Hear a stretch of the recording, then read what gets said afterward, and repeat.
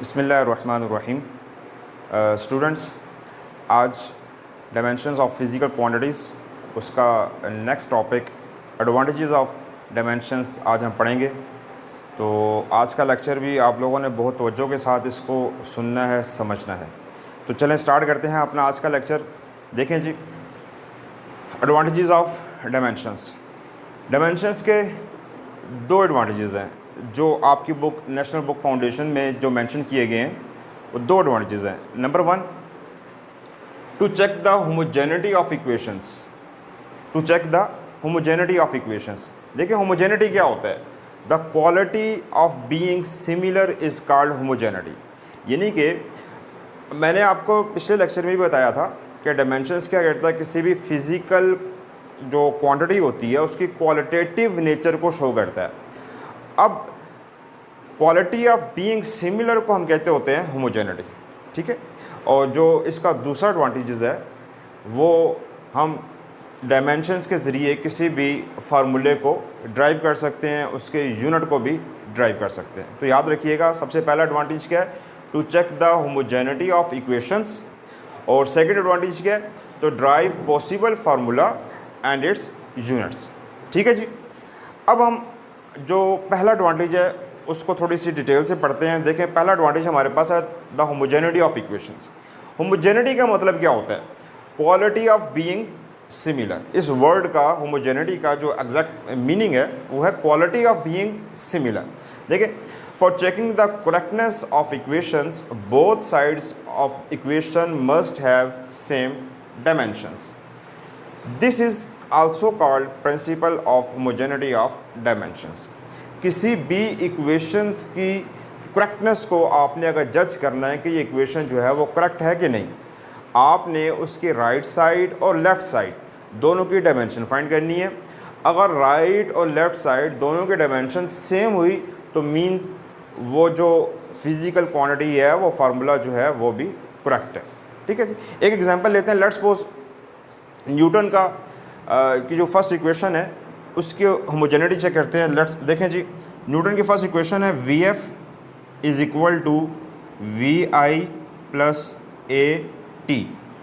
अब यहाँ पे velocity, final velocity, this one is initial velocity, this one is acceleration and this one is time. Velocity की dimension क्या होती है? यहाँ पे मैंने कुछ डायमेंशंस लिखी हुई हैं। देखें, velocity is displacement upon time, और इसकी डायमेंशन क्या बन जाएगी जी? L T minus one. तो यहाँ पे मैं इसके डायमेंशन लिख देता हूँ। वेलोसिटी की डायमेंशन देखें, एल टी माइनस वन, ये है लेफ्ट साइड। अब राइट साइड की डायमेंशन देखते हैं। राइट साइड की डायमेंशन है जी initial velocity L T minus one, क्योंकि ये भी वेलोसिटी है, ये भी वेलोसिटी है। नेक्स्ट हमारे पास है एक्सेलरेशन की डायमेंशन होती है एल टी माइनस टू। यहाँ देखें, acceleration is velocity upon time. Velocity L T minus one upon time, तो टाइम जब ऊपर जाएगा तो वो बन जाएगा एल टी माइनस टू। तो यहाँ पे हमारे पास एक्सेलरेशन की मैंने डायमेंशन लिख the L T minus two, और साथ एक और टाइम, तो वो बन गया टी। अब इन दोनों को कंबाइन करते हैं तो देखें जी, हमारे पास राइट साइड पे आएगा L T minus one plus minus two plus one L T minus one. अब इन दोनों को सेम है, इन दोनों को ऐड करते हैं, अलजेब्रिक एडिशंस। तो ये इसको हम इस तरीके से लिख सकते हैं कि two into L T minus one.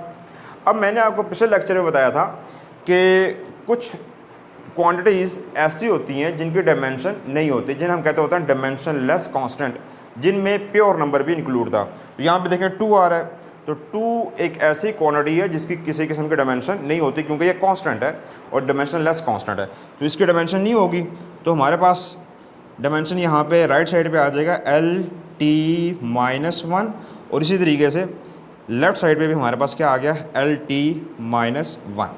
तो देखें, राइट साइड पे भी L T minus one, left side पे भी एल टी माइनस वन।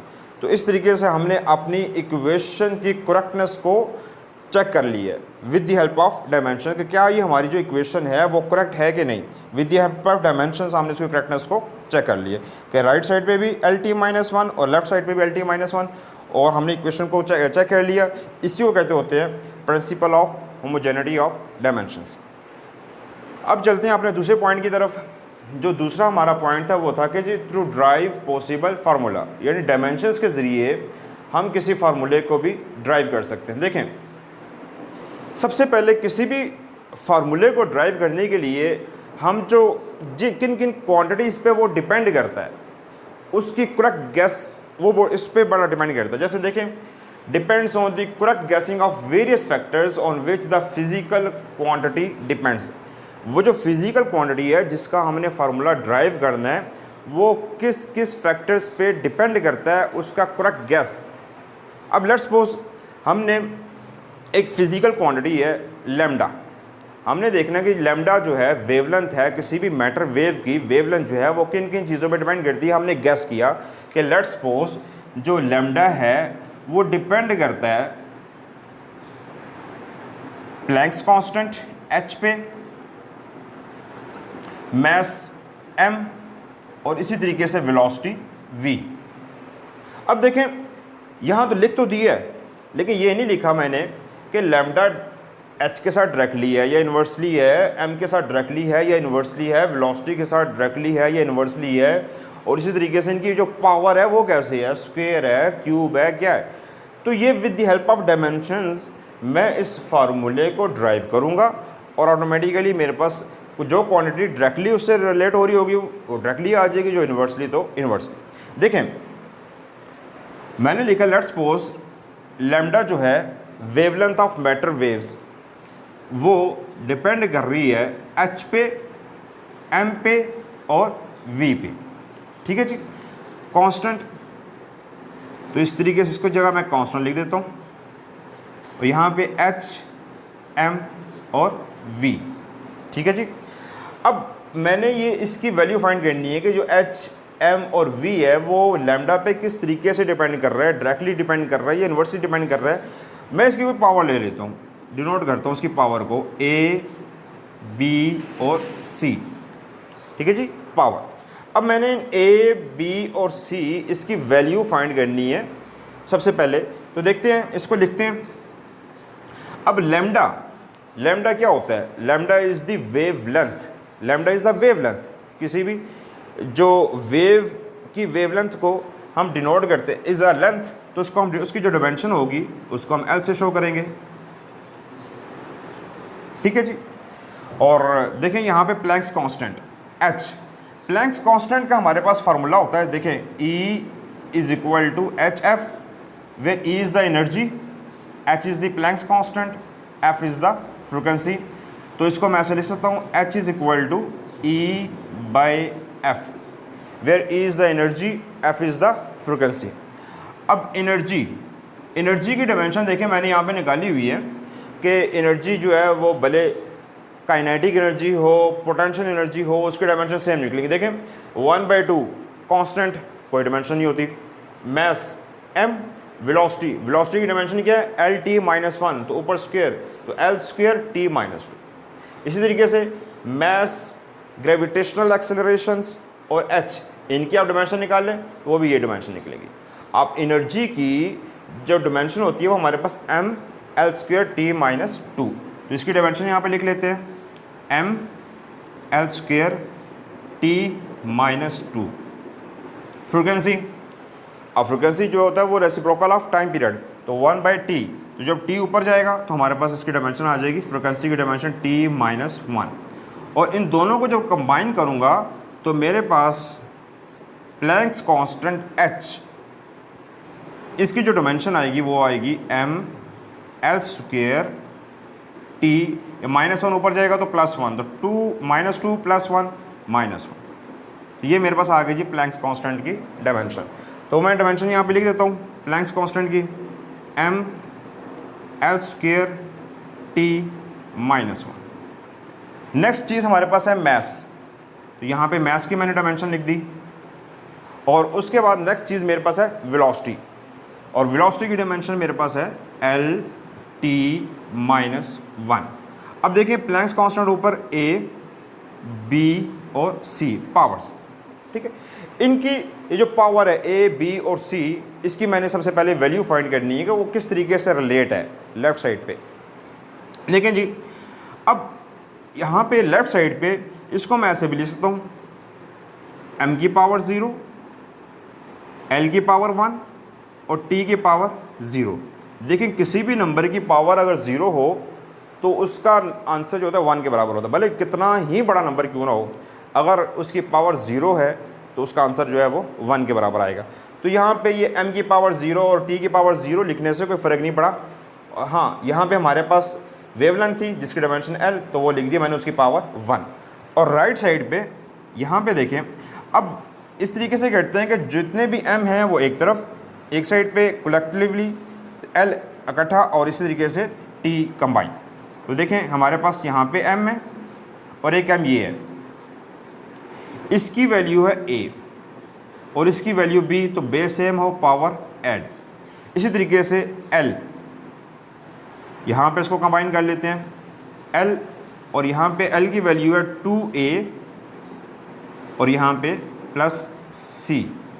और इस तरीके से t, तो t की वैल्यू मेरे पास आएगी t माइनस a और ये ऊपर जाएगा तो माइनस c। अब दोनों तरफ इनकी पावर्स को कंपेयर करते हैं। सबसे पहले मैं मैथ्स इसकी पावर को कंपेयर करता हूँ, तो कंपेयरिंग पावर ऑफ m, इसकी पावर को कंपेयर करते हैं मैथ्स की। तो लेफ़्ट साइड पे मैथ्स की पावर है 0 और राइट साइड पे मैथ्स की पावर है a प्लस b, ठीक है जी।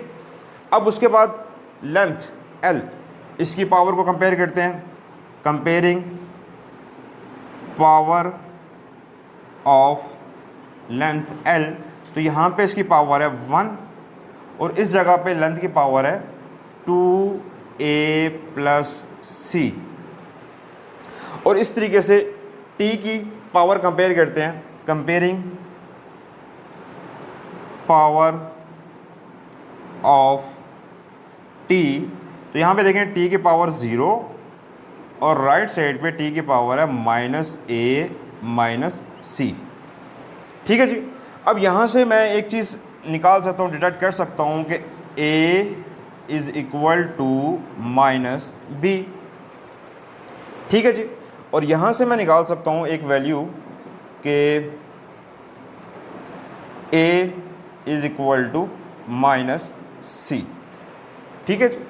अब एक और काम करते हैं, बल्कि इन दोनों इक्वेशंस को सॉल्व कर लेते हैं। इक्वेशन नंबर 2 और इक्वेशन नंबर 3 को पहले सॉल्व कर लेते हैं। इन दोनों को सॉल्व करेंगे तो इनको ऐड करें, दोनों को ऐड इक्वेशन, इसको हम इक्वेशन नंबर 1 मार्क कर लेते हैं, इक्वेशन नंबर 2 और इसको इक्वेशन नंबर 3। तो इक्वेशन नंबर 2 और इक्वेशन 3 को आपस में ऐड करते हैं।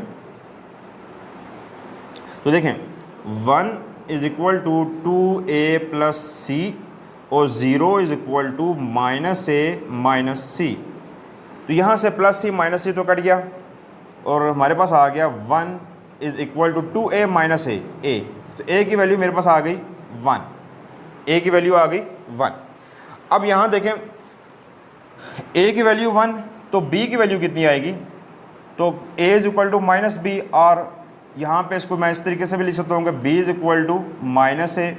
तो यहाँ से मेरे पास वैल्यू आ गई b is equal to minus 1, b की वैल्यू माइनस 1 आ गई। और यहाँ पे देखें a is equal to minus c, it's mean इस तरीके इस वाली इक्वेशन को ऐसे भी लिख लेते हैं, c is equal to minus a। तो c की वैल्यू मेरे पास आ जाएगी c is equal to minus 1।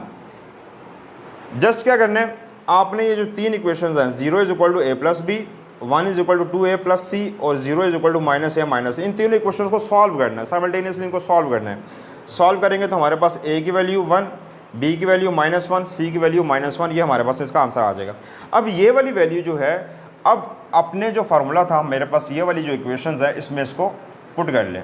तो देखें यहाँ पे मैं इसकी वैल्यू पुट करता हूँ, तो मेरे पास इसका आंसर क्या आएगा, कांस्टेंट h की पावर a, तो तो ए की वैल्यू 1, एच की पावर 1, ठीक है जी।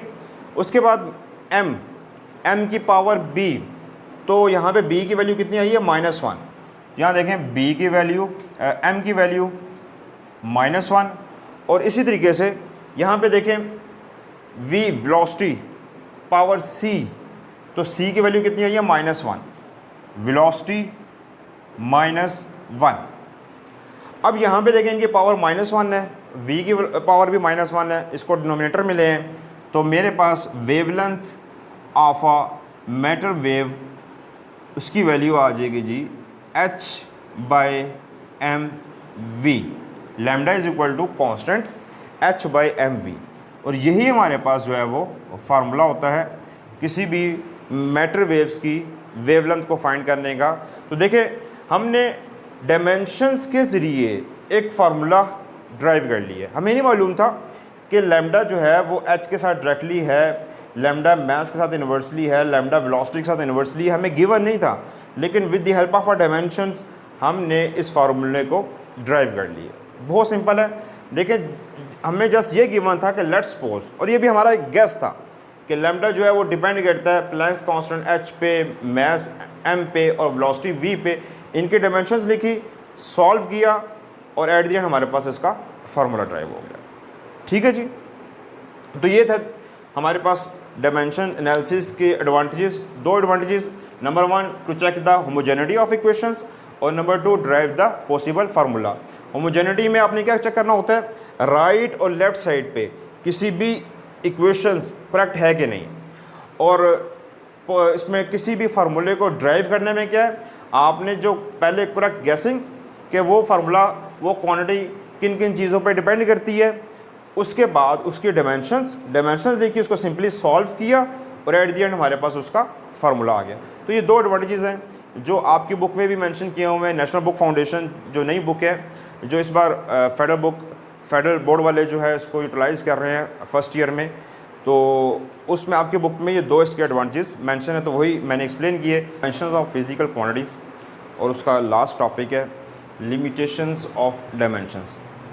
डायमेंशंस की कुछ लिमिटेशंस हैं, और आपकी जो बुक में है उसके लिहाज से अगर हम इसको स्टडी करें तो देखें इसकी कुछ लिमिटेशंस मैंने यहाँ पे लिखी हुई हैं। फर्स्ट लिमिटेशन देखें, does not distinguish between physical quantities having same dimensions. यानी कि जो डायमेंशन एनालिसिस होता है वो फिज़िकल क्वांटिटीज़ हैं, और उन डिफरेंट फिज़िकल क्वांटिटीज़ हैं, उनकी डायमेंशन सेम है, तो ये उसके बीच में डिस्टिंग्विश नहीं कर सकता कि ये डायमेंशन किसकी थी, ये डायमेंशन किसकी थी। लेट्स सपोज हम एक एग्जांपल लेते हैं कि काइनेटिक एनर्जी है। काइनेटिक एनर्जी का फार्मूला 1/2mv²।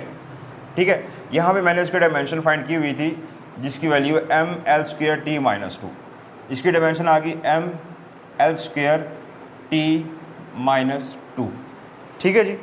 इसी तरीके से एक और फिज़िकल क्वांटिटी की एग्जांपल ले लेते हैं,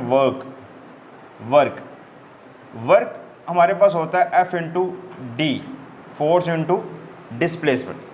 ठीक है, अब देखें force for F is equal to ma into d। अब मास की डायमेंशन m, एक्सेलरेशन की डायमेंशन Lt-2, यहाँ पे मैंने मेंशन की हुई है एक्सेलरेशन Lt-2, और डिस्प्लेसमेंट इनटू लेंथ। अब देखें इसको कंबाइन करें तो हमारे पास क्या बन जाएगा, ml²t-2।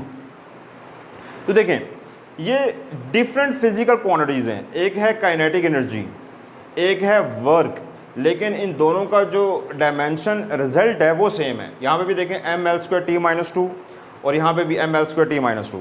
तो ये इसकी लिमिटेशन है कि does not distinguish between physical quantities having same dimension same, तो इसके बीच में ये डिस्टिंग्विश नहीं कर सकता। इसी तरीके से साथ टॉर्क मिला ले तो टॉर्क की भी सेम डायमेंशन होगी, तो इस डायमेंशन सेम है, तो अब ये नहीं हम कह सकते ये डायमेंशन उसकी है, ये डायमेंशन उसकी है, क्योंकि डायमेंशन ही सेम है, हालांकि फिजिकली डिफरेंट है। एक एनर्जी है, एक वर्क है, और इसी तरीके से टॉर्क उसकी डायमेंशन भी यही होगी। ठीक है जी। अच्छा नेक्स्ट देखें, दूसरा पॉइंट देखें, dimension analysis can not be use to drive a formula containing trigonometric functions, exponential functions and logarithmic function. ऐसे फार्मूले जिसमें कोई ट्रिग्नोमेट्रिक फंक्शन आ जाए, जिस तरीके से साइन, कॉस, टेन वगैरह, या एक्सपोनेंशियल फंक्शन आ जाए जिस तरीके से ई, और इसी तरीके से जैसे लॉग, तो उनको हम ड्राइव नहीं कर सकते। ये इसकी लिमिटेशन है कि डायमेंशन एनालिसिस के ज़रिए हम उसको ड्राइव नहीं कर सकते, उसको डायमेंशंस नहीं निकाल सकते, उसको हम फिजिकल फार्मूले को डायमेंशन के ज़रिए हम ड्राइव नहीं कर सकते। लेट्स सपोज आप लोगों ने क्लास 10 में एक फार्मूला पढ़ा होगा साउंड इंटेंसिटी वाला। साउंड इंटेंसिटी का फार्मूला क्या था हमारे पास? L minus L naught is equal to 10 log I divided by I naught decibel. ठीक है, अब देखें इस फार्मूले में आ गया है लॉग, लोगैरिथमिक फंक्शन। इस फार्मूले को डायमेंशन एनालिसिस के ज़रिए हम ड्राइव नहीं कर सकते। ठीक है जी। इसी तरीके से कोई और भी फार्मूला है जिसमें साइन, कॉस, टेन है, या कोई और फार्मूला जिसमें एक्सपोनेंशियल आता है, तो हम डायमेंशन एनालिसिस के ज़रिए उस फार्मूले को ड्राइव नहीं कर सकते। या डायमेंशन एनालिसिस की लिमिटेशंस हैं। इसी तरीके से देखें हमारे पास थर्ड जो इसका पॉइंट है, can not determine the dimension less constant when driving a possible formula. कोई भी फार्मूला ड्राइव करते वक्त उस फार्मूले में अगर कोई डायमेंशन लेस कांस्टेंट आ जाए तो उसको ये रिकॉग्नाइज नहीं कर सकता। अब डायमेंशन लेस कांस्टेंट कौन से वाले होते हैं, वो पुरानी वीडियो में मैंने आपको जो पहली वीडियो थी उसमें बताया था कि डायमेंशन लेस कांस्टेंट कौन कौन से वाले होते हैं। इसको मेमोराइज़ कर लें आप लोग। जिस तरीके से प्योर नंबर है 1 2 3 4 5, जिस तरीके से पाई, और जिस तरीके से एक्सपोनेंशियल फंक्शंस, तो उस डायमेंशन लेस कांस्टेंट को ये डिटरमाइन नहीं कर सकता। लेट्स सपोज एग्जांपल लेते हैं कि अगर मेरे पास, फिर काइनेटिक एनर्जी की एग्जांपल ले लेते हैं कि काइनेटिक एनर्जी का फार्मूला हमारे पास होता है 1/2 mv²। अब ये है 1/2 इज़ अ प्योर नंबर, और ये है डायमेंशन लेस कांस्टेंट, और हम डायमेंशन के ज़रिए इसकी डायमेंशन एनालिसिस के ज़रिए इसकी डायमेंशन नहीं निकाल सकते क्योंकि इसकी डायमेंशन होती नहीं है। अब भले 1/2 काइनेटिक एनर्जी का फार्मूला 1/2 mv², तो डायमेंशन के ज़रिए हम इस चीज़ को ड्राइव नहीं कर सकते कि इस फार्मूले में 1/2 आएगा, नहीं आएगा, क्या आएगा। ये इसकी लिमिटेशन है कि यहाँ पे जो हमारे पास फिज़िकल क्वांटिटी में आ रहा है 1/2 mv², तो 1/2 की डायमेंशन होती नहीं है। ठीक है, ये डायमेंशन लेस कांस्टेंट है, तो इसको हम डायमेंशन एनालिसिस के ज़रिए ड्राइव नहीं कर सकते क्योंकि इसकी डायमेंशन ही नहीं होती। ठीक है जी।